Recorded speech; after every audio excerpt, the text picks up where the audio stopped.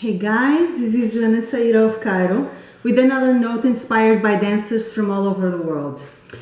This one is a very dear subject to me, and I've worked it in different shapes and forms in my online courses, in my work around the world, in my book, The Secrets of Egypt. For the ones who don't know it yet, this is my first published book. The Secrets of Egypt, Dance, Life and Beyond. You'll find the link for the book in the description of this video. So this is a subject that I've come across many times, and I've come back to it many times, and justifiably so. Which means that it's a theme that, despite the times that I've approached it in my dance classes, in my workshops, seminars, in my book, and the articles I write for my blog and magazines, despite all that, it's something that for some reason is still very hard to grasp for most dancers and Egyptian dance lovers. And it has to do with the difference between gymnastic and dance, or movement and dance. Now let's say swimming is movement, running is movement, going to the gym to work out is movement. You're moving. When you walk, you're moving. I'm moving right now. We move all the time. May that be on our daily chores or while we're practicing a sport. That doesn't mean we're dancing. So the first thing you have to understand is that movement per se, when my physical body is moving, it doesn't mean that I'm necessarily dancing. Now, what makes it dance, or what differentiates the movement, like the one I'm doing right now, the one I do when I go for a run or when I work out, from a dance piece? The first thing is I am feeling this movement with meaning. It's not an empty movement. It is not an automatic pilot, empty movement for the sake of the movement. No. It's a movement that is used as a vehicle to communicate something. So it has to be filled with some emotion, some storyline, some sensation, thought, anything.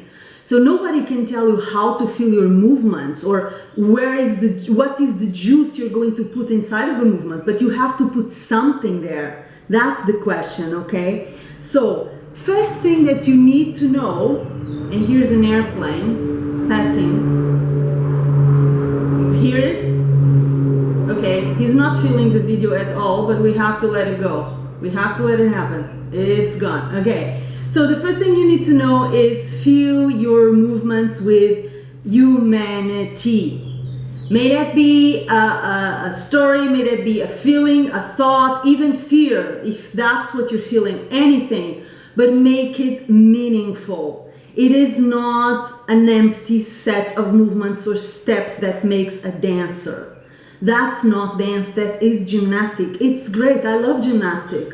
But it's completely different. When I'm working out at the gym, I'm not dancing. And that difference must be clear in my head and clear in your head as well.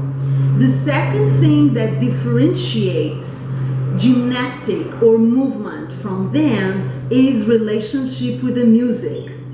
When I'm dancing, I'm not alone. I am in a conversation, co-creation with the music. That means you must listen. It's not about how fancy you can be with your belly. It's not about how many movements you can do. Really, it's not about quantity and showing off your skills. That's not dancing. That's something else. It's about relating with the music. So you have to forget about yourself somehow and your willingness to please. In order to connect with the music, let your ego on a shelf, tell it see you later, and really listen to the music and create a relationship. Listen to it. How does it move you? How does it move you from within? How does it make you feel? What does it awaken in you? What kind of movements inspires you to do that particular music, that particular beat, that particular sound, that particular melody? So create a relationship with the music. Third element that differentiates movement movement or gymnastic from dance is reconnection, what I call reconnection. When we are playing sports, we are mostly working on the physical realm. I believe also spiritual, because running outdoors can be a meditation, you know. Practicing yoga is meditation. So there are so many kind of movements that are indeed involving our soul. They're not purely physical. Nonetheless, what dance brings, and specifically Egyptian dance, is a reconnection of physical body, the one we use to do the movements and the steps, emotional body, what I feel when I listen to the music, what I feel when I'm moving to that music and co-creating with it. So physical, emotional, mental body, mental dimension, my thoughts, my ideas, my idea of how this should be happening, my idea of what would be interesting to do next. You know, our mind cannot be completely discarded. It's always there. You can work with it as a friend, or you can make it an enemy, but it's not gonna go away. Okay? And last but not the least, our soul. So although movement may have a spiritual implication to it, it does have sometimes. Even working out at the gym can be a spiritual experience, you know, because you kind of isolate your thoughts and you become into, you get into the flow of the movement, and it can get you into a kind of trance. I've felt that several times. So it's not like sports or pure movement can happen without a soul implication. It does collaborate, you know, it does happen simultaneously.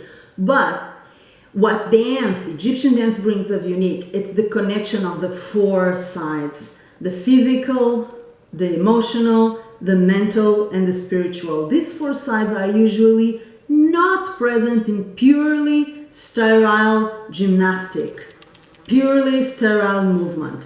So check out for these differences. There are others. This is a short video, so I just want to call your attention once more for this very important subject.